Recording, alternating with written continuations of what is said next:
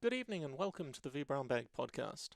I'm Alastair Cooke and this is the first of the Druva 30-minute challenges, a sponsored podcast. A few quick notes. Do remember to engage with us, with the vBrownBag crew, through the various Twitter handles that we have for the US and LATAM and EMEA and the amazing new vBrownBag Brazil podcast. Lots and lots of great content being created on a regular basis.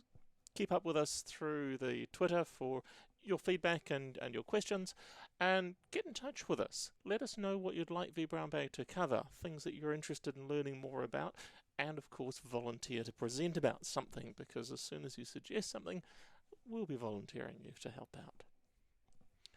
So, what are we doing today? Today we're doing a sponsored episode with Druva. You've probably heard a bit about Druva. They've definitely stepped up their presence in the virtualization space in the last year. They are essentially a cloud data platform, and of course I know you've got your cynical view on that everybody's a cloud data platform, but what is Druva's cloud data platform about? Well, there's a chunk of it that's about backup. So Druva, when you first think about them, are a data protection backup company. Their origins are in endpoint backup, so backing up workstations and maybe servers, particularly in a physical environment where you've got a small number of servers and a bunch of particularly mobile workstations. The endpoint backup is really good for that. But once you've got a good backup technology, you're going to extend it to other places, and they now have this Phoenix project, which is it's the Phoenix product. Phoenix Project is another really good book around DevOps, but the Phoenix product is the Druva one, which is around backing up on-premises virtual machines, and that's particularly what we're going to have a look at here, is backing up some vSphere virtual machines using the Phoenix product. There is also functionality around backing up on-premises physical machines using Phoenix, as well as backing up your data that's in cloud. So they have some solutions around backing up software as a service application data. Think things like Office 365, being able to back up the content inside your Office 365 environment and restore them when people do stupid things like delete things they shouldn't. Another really interesting thing that I think Druva's onto a winner for is the ability to back up some of your AWS application. So AWS allows you to build applications using this Meccano set of pieces, or Lego set if you're US rather than British based, where you assemble together a collection of parts and you inject some of your own special logic, but you build your application. All of your data lives inside it. Now, they will make your data robust. AWS has got some really good figures around the protection of your data, but they don't necessarily let you roll back to particular points in time, restore at particular points.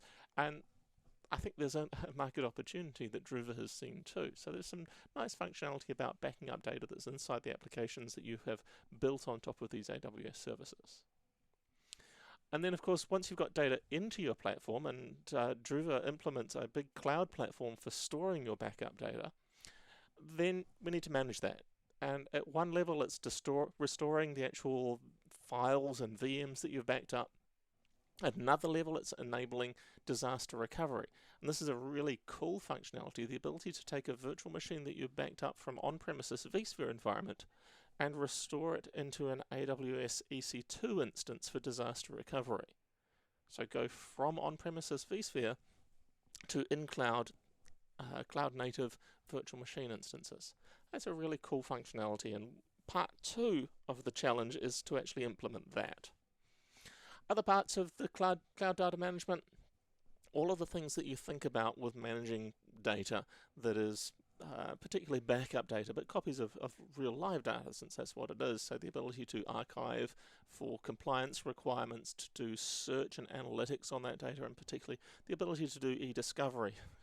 You're involved in some litigation and you need to find out who had access to what information at which date. That kind of e-discovery and analytics is really important for large customers. Important things about the Druva cloud data platform is that it is an as-a-service architecture, so that the backup platform that they provide is a Druva service provided out of the public cloud. It happens to live on AWS, but Druva have their own service that's on top of it. And really cool functionality is that ability to back up an on-premises VMware virtual machine and restore it into the cloud as your DR, particularly important if you only have one data center. You don't have anywhere else to restore your data to for disaster recovery.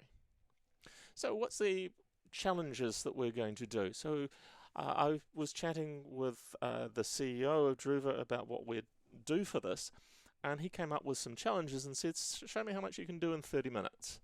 And so we've got two parts to the challenge. What we're going to cover today is the ability to deploy the Druva Phoenix software into an existing vSphere environment and provide a complete local backup of a bunch of virtual machines, as well as doing file level and then do restores, so file level restores as well as full VM restores. The second challenge is going to be around AWS. So the ability to back up your on-premises vSphere virtual machines and restore them into AWS. And that's the second challenge that we'll do. That one will probably be a month away. And the objective of these challenges is that the time that I'm occupied on them should be 30 minutes, and that's what you'll see in the videos. The actual payload effort part of doing these challenges will be around 30 minutes, and so the middle piece of the video, when I'm actually doing the action, should only be 30 minutes long.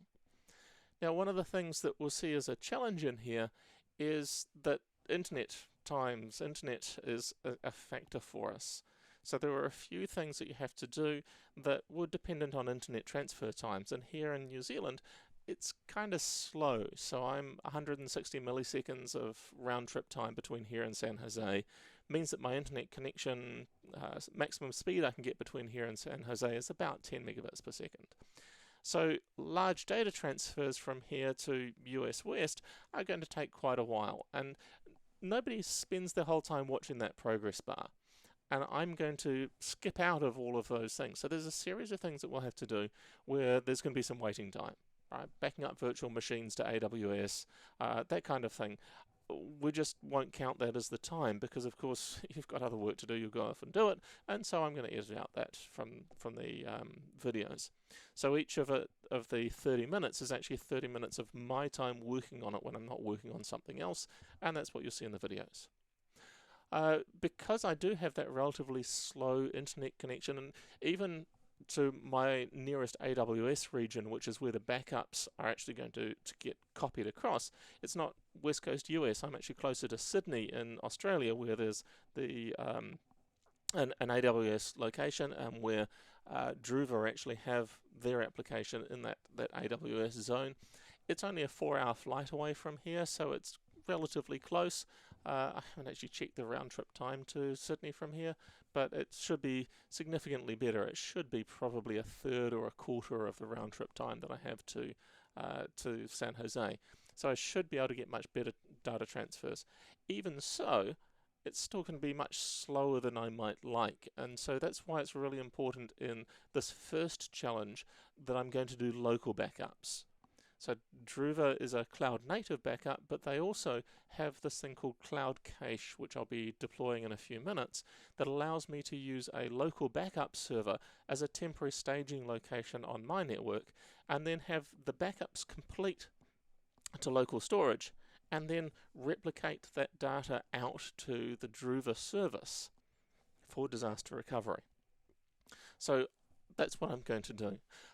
Some things that took me some time and reasons that I had to run through this deployment process a couple of times. One was I couldn't get the download of the virtual appliance that's about 1 gigabyte in size. It took a little bit too long to download on my slow connection. And then I found that I needed a machine on which I could install Cloud Cache. It's not part of the virtual appliance. You actually install it as a piece of Windows software on an existing Windows machine. If you're doing this in the real world, you're probably already going to have a backup server in order to restore to use as that cache. Well, that's where you'd install Cloud Cache on that backup server. I didn't have that, so I had to build myself a new machine to be my Cloud Cache instance, and you'll see that. So there are a couple of challenges along the way. Also, it's really important to read up the documentation. Head across to druva.com to find out more about Druva's software and have a look at the documentation, so docs.druva.com, and there's a Phoenix folder on there that has all of the documentation about what I'm doing, which is the sort of enterprise backup. There's also a sync product, which is their endpoint backup, There's other documentation for that, and we won't be looking at that in this video series. And of course, Druva are smart enough to have their own YouTube channel, so have a look at Druva TV on YouTube. Well, I think that's enough of an introduction. Let's get started on our 30-minute challenge to do local backups. So this is my standard vSphere environment in my lab. This is my semi-production environment. I've built a couple of virtual machines to play with and potentially destroy. I don't particularly want to fail over my production environment across into the AWS cloud and then bring it back again, because I kind of use it every day and it's sitting here on my reasonably fast network. So I've built a couple of virtual machines called Protect Me and Protect Me 2. They're a 2008 R2 machine and a 2016 machine. Those are the two machines that I'm going to back up and play with. And then I also built my cloud cache virtual machine. This is where I'm going to have the local cache copy of my backups for fast restores. Alright, it's what, 7:36 p.m. here in New Zealand, and let's get started. When you sign up with Druva, you get with this backup application, you get credentials to log on to their cloud portal. So all management and administration is through this cloud portal. So I am on my normal personal email address, and where's my password? Let me just paste that in from somewhere else. Paste that and log in. No, it's alright, RabbitForm, you don't need to remember that password for me. Load up, and we can see that I have a nice little dashboard here showing me multiple potential organizations, showing me that I'm authorized to store backups only in the Sydney AWS zone, or the Australian AWS zone, which is my closest zone. This, I don't know if you can see this little speck above the B here of 00 bytes. That's New Zealand, and that tiny slither of land is where I live. So we have our dashboard. We have no organizations currently set up. There is a default organization. I'm not going to mess with him. I'm just going to create myself a new organization. And since I'm backing up my Demitas data center, this is going to be called Demisas and the Tauranga data center. And now I've got a new organization created, still nothing backed up in there. So I'm going to drill into the Demitas organization and tell it what I want to do. So I want to start by backing up VMware virtual machines. You can see that I could back up a server with its agent installed. I could back up NAS devices with a backup proxy, but I'm going to do and Hyper-V virtualization as well. I'm going to do a VMware setup. It takes me through this little wizard where it says download this OVF. Yeah, I've already downloaded the OVF. And then it says deploy the OVF template to VMware vSphere. So here back in my vSphere environment, I'm going to grab my ESX server and say deploy OVF template. And then in the wizard, I'm going to say from my local file, and there is my 1 gigabyte Phoenix OVA. Okay, for that one, we'll go next in here and say, what do you want to call it? Well, we'll give it the default virtual machine name. And then it's going to live on my ESXi server in the Tauranga data center. Check that everything is going to be happy, that I have enough CPU and memory in my ESX server. And then it says this is what we're going to do. 100 gig thick provision, 2.5 gigs thin provisioned. Yeah, let's go through. Accept the license agreement. Sure, I accept the license agreement. I've scrolled to the bottom and read it very carefully. Honest, I have. Where am I going to store it? So I'm going to go thick provision lazy zeroed, and I'm going to place it on my SATA SSD. Yeah, I got 400 gigs of free space. It is giving me a bit of a warning because that is only around 20%. Virtual machine network is going to be my Demitas network, where all of my other virtual machines live. And then there's some customizations in here. Now I'm going to work with a DHCP assigned IP address, so network settings are okay. Host name is fine, but I'm going to provide my vCenter server details in here. You don't have to do it at this point, but this way, at least notionally, I'm not entering my credentials in a web service. I'm doing this in at least an off-premises web service. I'm doing it here on my own network. That's me, and then that's my password. We'll see if I can type it twice. Yes, I typed it twice. The same. And then if we've got a proxy server, we've got some settings for that, because of course this Druva backup proxy has to be able to reach the web service. But very importantly, there's this activation piece in here. The activation token is what associates this particular deployed appliance with my account with Druva. And if I pop back into the Druva console and click Next, it will generate an activation token for me. So I'm going to call the activation token Demitas. Go Next, and there's my activation token. So we copy that, copy to the clipboard, back in here and deploy in the OVF, and paste. Let's also get ourselves a New Zealand time zone. Way it does invalidates everything, and we can go finish. So at this point we have a virtual appliance being deployed out, and that'll take a moment or three to deploy. Then when the copy is complete, we will need to power it on, I guess. While we're waiting for that, one of the things to see is the where are we? Phoenix.druva.com. On that login page. No, I didn't want to redirect onto here. I just wanted that first page, please. No, it's going to send me on. Okay, on the login page is a link to the docs.druva. I'm having more trouble typing Druva than I did typing my password. That's very unusual. There is an extensive documentation set here. Lots and lots of different bits of documentation. I spent most of my time looking at this section here of backing up and restoring VMware virtual machines, and read through some of this information to work out what the heck it was I was supposed to be doing. Of course, I had to also take a look at the section about the cloud cache. That's the local cache of my backups. But let's take a look here. The virtual appliance is now deployed out, so if I tell the web client to warm up again. Come on, web client, decide that I can power it on. It has been deployed. Let's refresh. Now I can power it on. Gotta love you some VMware web client. This proxy, as you can see, is a CentOS Linux machine, and doesn't take terribly long to get started and begin to be ready. Identified that it can't do write same because I just have a single SSD underneath, but of course because it's an SSD, that's nice and fast. So at this point, finish the wizard. What we should see in the dashboard for Demitas, VMware's not yet showing up, so the virtual appliance will be still reaching out over the internet and talking to my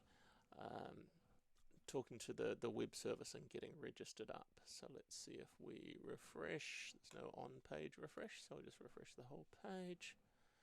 How are we doing? Still no VMwares to be had.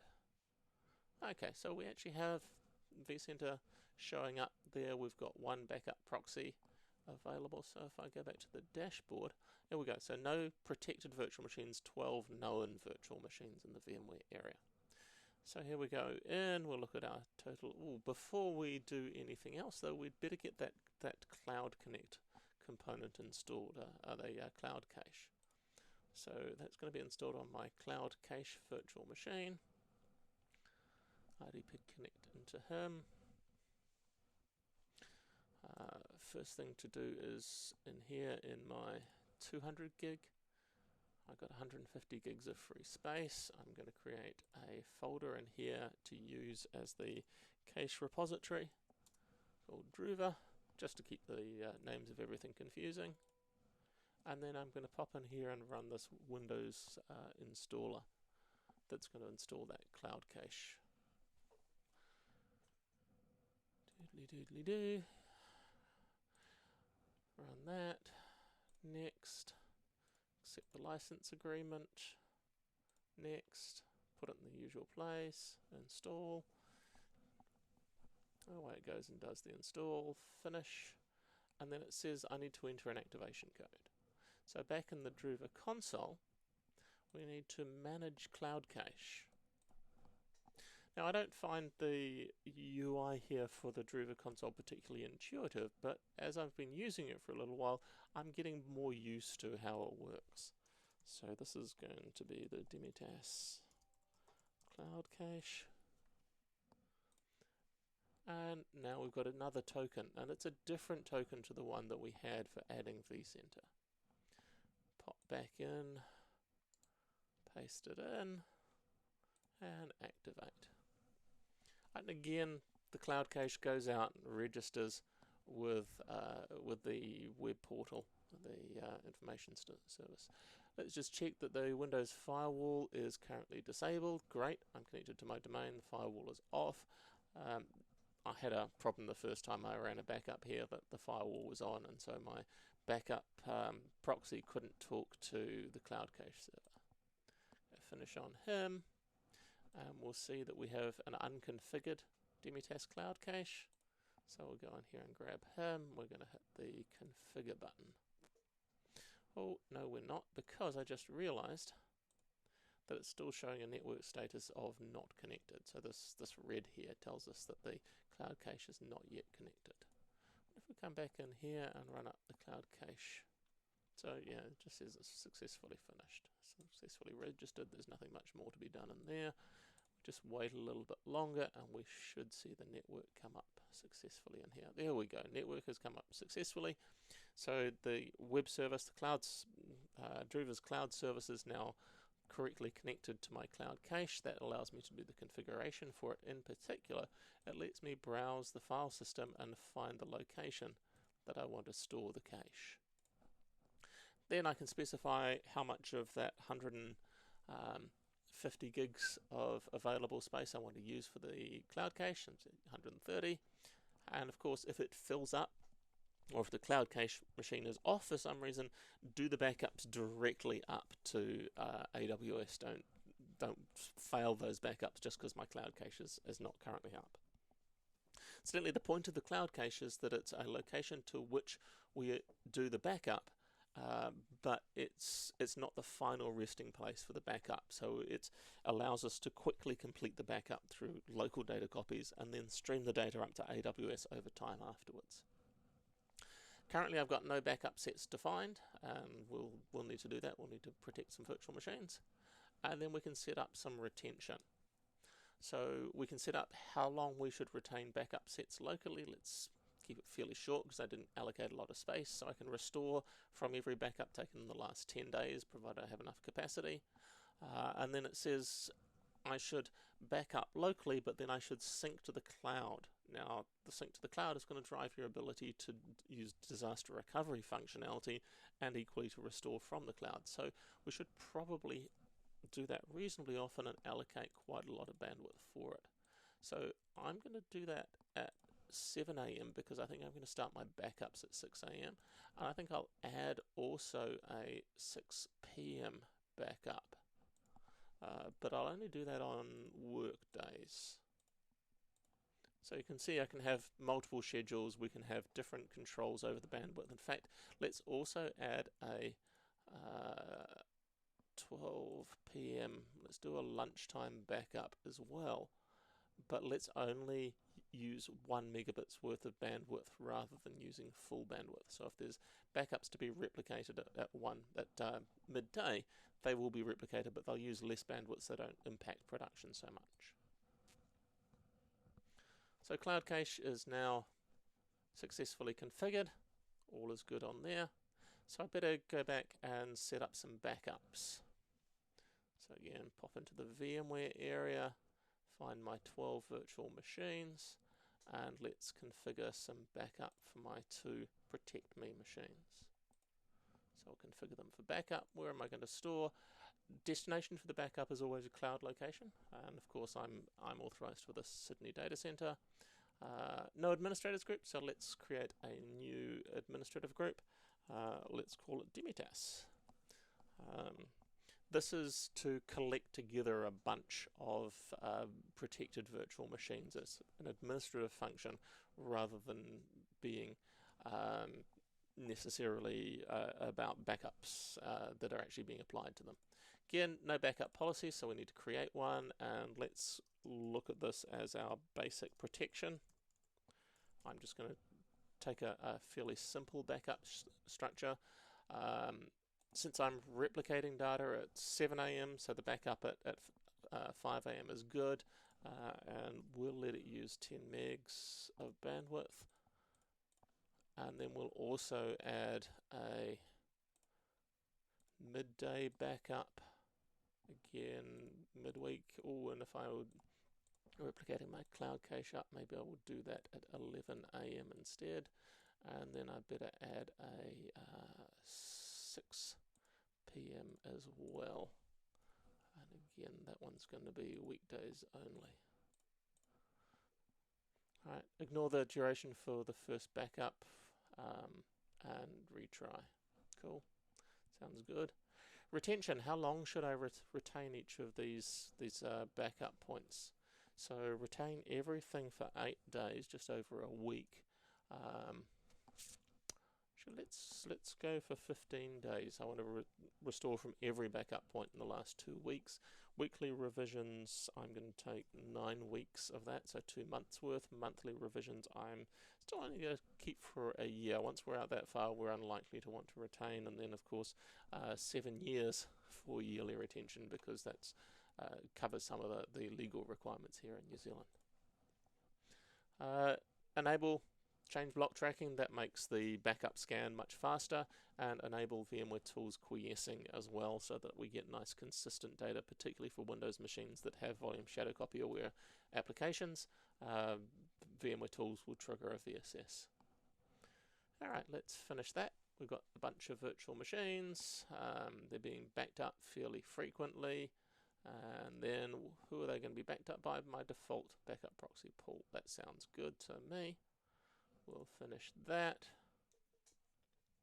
Now, the thing that I've not yet seen is a way to configure cloud cache on those backups at this point. I've found that I need to come back in here and configure my cloud cache, and then I need to come into the backup sets my cloud cache and attach more backup sets, and I can then turn on those 2 virtual machines and say I want them to be attached to this cloud cache.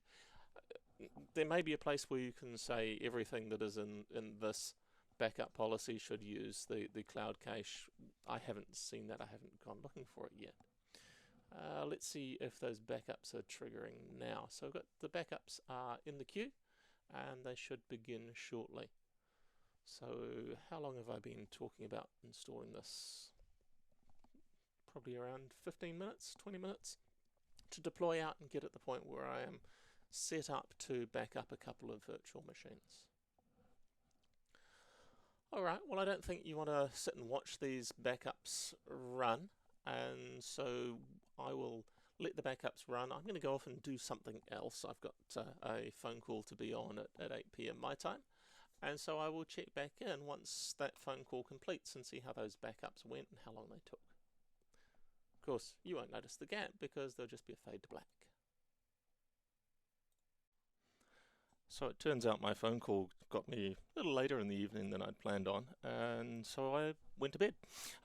Here we are the next day, and some backups have completed. You can see at the bottom backup jobs number 30 and 31. Well, those initial backups of Protect Me and Protect Me 2, you can see that they started at 7:53 and finished at 8:09, so 16 minutes to complete. You'll also see that there's backup jobs that have run since then, and those are the regularly scheduled backups at 5 PM and 11 PM. So that's all behaving quite nicely, and if we refresh that, maybe some more backups. No more backups have run since then. taking a look at the cloud cache and drilling into the dashboard, you can see that we're now using 17 gigs of cloud cache capacity, and so that's the amount of space consumed by the deduped and compressed backup data on that cache. And if I drop out to the dashboard to get our overall view, you can see that we have a total of 85 gigs of data. So at the bottom we can see 85 gigs of data is being backed up, which constitutes, down here you can see 17.58 gigabytes of data that's actually being stored in the region, so in the Druva repositories sitting on AWS in Sydney. But that represents 85 gigs of data in my machines, and so it's about a 5-to-1 dedupe and compress ratio, or data efficiency ratio, which is pretty cool. So now I've backed stuff up, maybe I should do something catastrophically stupid and go and do a restore. So I'm going to start by just getting rid of my machine. So protect me, I'm just going to power it off and delete from disk and do a full VM restore. Power off, yes. Delete from disk, wait for the task to complete. Then I can delete from disk. So this is a administrative error by somebody who's in a privileged position, who should know better than just deleting virtual machines willy-nilly. We'll go back into our protection, have a look at our 2 protected virtual machines, and we'll have a look at protect me that I've just deleted, and we'll go for a restore now. What do I want to do? I want to do a full VM restore. When do I want to do it from? That's the most recent backup that we have. You can see there are the original backup and then the 5 AM one. So we've got our 11 AM backup, and I will do a full VM restore. Push it back to the original location with the original settings. Yeah, that sounds good. Let's go do it. I will overwrite the original virtual disks. No, it won't, because they've already been deleted. But of course, normally they would. And depending upon why you're doing this restore, you may choose to restore to an alternate location. Okay, restore request has been created. Let's have a look at the jobs. So the restore is now queued. Let's see how quickly it starts that up. There we go, it's underway already. And so we should start to see some progress in here. After a little while, I wonder if vCenter has realized something's gone on yet. We don't yet have a VM which is unsurprising since the backup is 0% complete. Oh, and it failed with an error code. What's the error code? Virtual, failed to find a VM. That's interesting. Okay, so I couldn't do a full VM restore to a VM that didn't exist anymore. That's interesting. How about we take the same workflow, protect me, and we do a restore, and we'll do a full VM restore, but now we'll do it to an alternate location. So alternate location, it's actually exactly where we put it. Compute resource, we're going to throw him back on. Come on, browse button. Why is the browse button not working?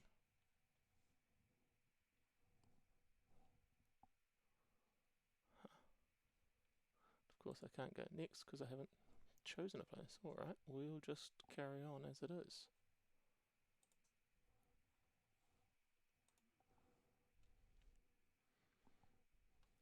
Okay, queued.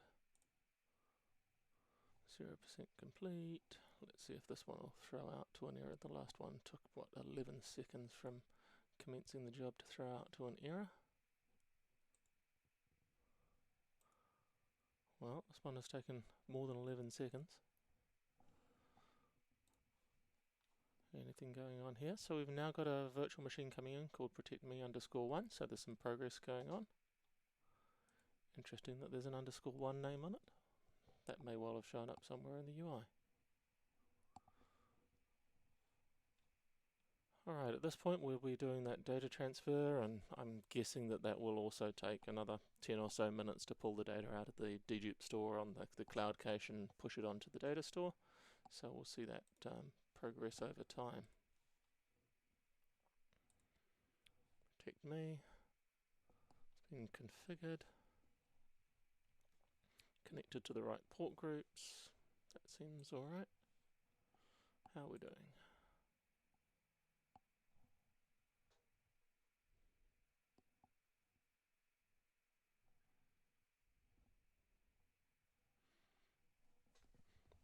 Something seems to be busy, taking a while to answer. And still no progress bar on here. Alright, well we'll let that restore run and then we'll come back and take a look at it when it is. Alright, well that backup completed, that restore completed. It took around 12 minutes to complete, which is a fairly good restore time for a virtual machine with 8 gigs of data inside it. Dropping back into the vSphere web client, I have that protectme_1 virtual machine that I can now power on, and we can watch Windows start up. Come on, open my console, please. Alright, of course it was an unclean shutdown. VSS had done its thing, but the file system were all mounted when the backup occurred, and so as a result we got an unclean shutdown message there. But Windows then just starts up and we're away. So that's fairly successful. I have a quick restore of a relatively small virtual machine, behaving in the way that you would expect a restore of a VM to behave. Alright, so whole virtual machine restore is one thing, but we probably also want a more granular restore. So let's see how my Protect Me 2 machine is coming along. It's installing some updates. I have this set of secret plans in here of a master plan for world domination that I think is going to be my secret to future success.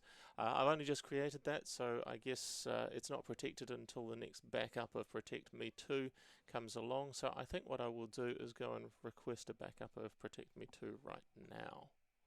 There we go, backup now. Yes, go do it. Right, so we can see some details of our Protect Me virtual machine. We can see backups occurring and those kinds of things. In the job, we will again have that backup job queued up, and I guess we should check back in again in another few minutes when it's complete. So I'll let you get on, well, I'll let me get on with some work. You'll just get yet another fade to black and return when we have that backup completed. Well, the incremental backup only took around 2 minutes, so that was nice and quick.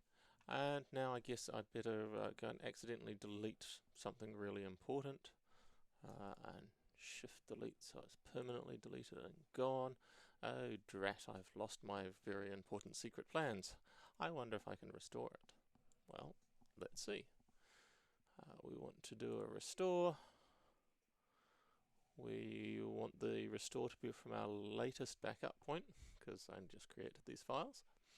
And we want to restore back in place.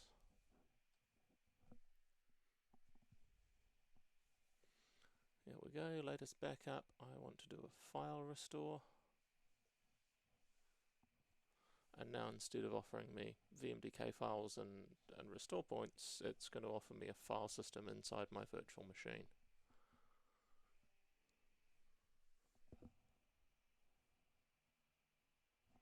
Here it is. Volume 1 is going to be the C drive. Volume 0 is the encryption, encrypted boot area. Users, domain administrator, desktop, and look at that, secret plans. Please restore secret plans. Restore directly back into the virtual machine. Great. Next. Restore to the original virtual machine. Inside the guest OS I need some credentials, so I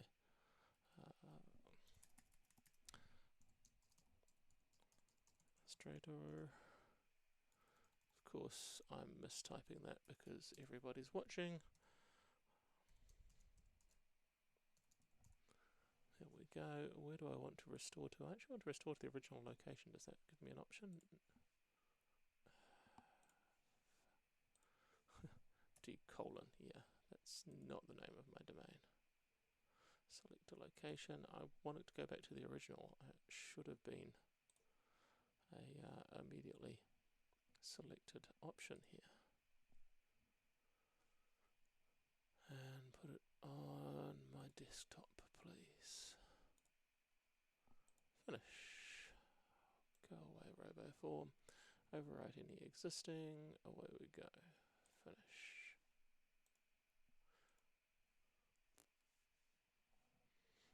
Okay, so how's that backup going? That restore.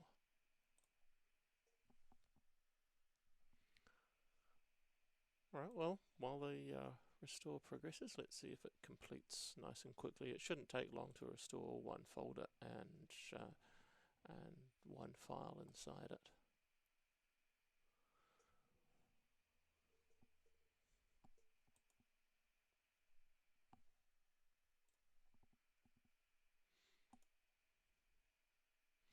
Alright, there we go. It's completed the restore. It took 24 seconds to restore. And so what do I see inside my RDP session? Oh, look at that. Secret plan's still here. And my master plan is still available to me. I can still dominate the world. Alright, well that was easy enough to do. Whole virtual machine restores and file level restores. Not completely happy with some of the defaults in there. In particular, when I said I want you to restore to the original location, it didn't offer me the original location. That would have been rather nicer. Still, total effort time involved in deploying the Druva backup software and configuring protection for a couple of virtual machines was pretty short. It did take a little while for the backups to complete, but that's backups for you. At least I didn't have hundreds of gigabytes of data to back up, which would have taken significantly longer. So I think we've pretty successfully completed the first challenge. We've done the whole deploy and the backup, done restores. I think that's pretty successful. Tune in again for the next Druva sponsored challenge, where we'll take those same virtual machines that I've backed up locally and we'll back them up to the AWS cloud or Druva's service and restore them into AWS services as EC2 instances in the vBrownBag AWS account. Keep watching for that video and keep following vBrownBag on Twitter.